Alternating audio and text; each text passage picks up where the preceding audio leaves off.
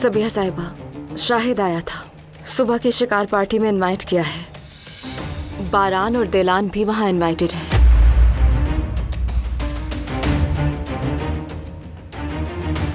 जवाहिर कोई ना कोई चाल तो जरूर चल रहा है।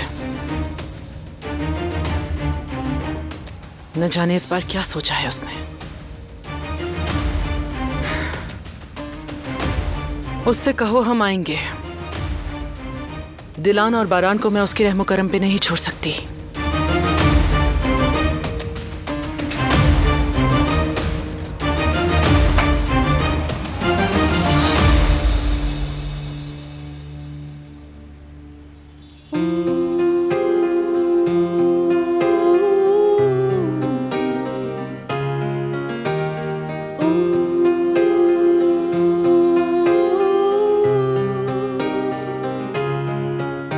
Kimse bilmez ki canını yaktı mı geçtin yollar.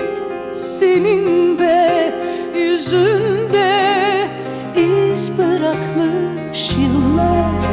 Hüsrandır sonu hep sensiz geçmiş anlar.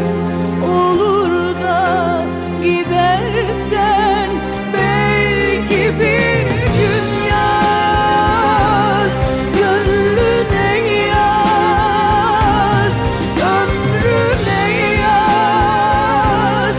Kan çiçekleri solmaz. Sen güneşe vurulmuş bir ay gibi.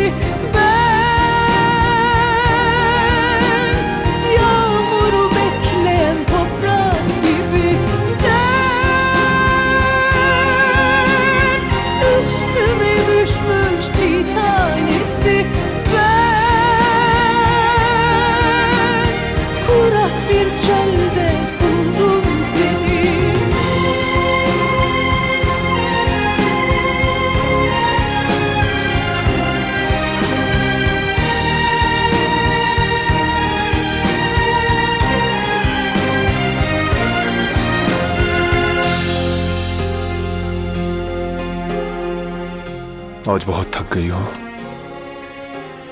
सो जाओ, आराम करो। Sonu hep sensiz geçmiş gitmiş anlar.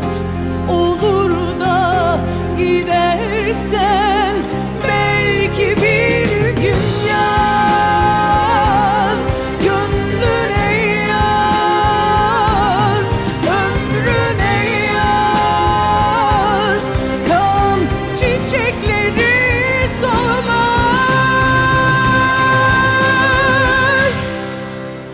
Sen güneşe vurulmuş bir ay gibi. Ben yağmuru bekleyen toprak gibi. Sen üstüme düşmüş çiğ tanesi. Ben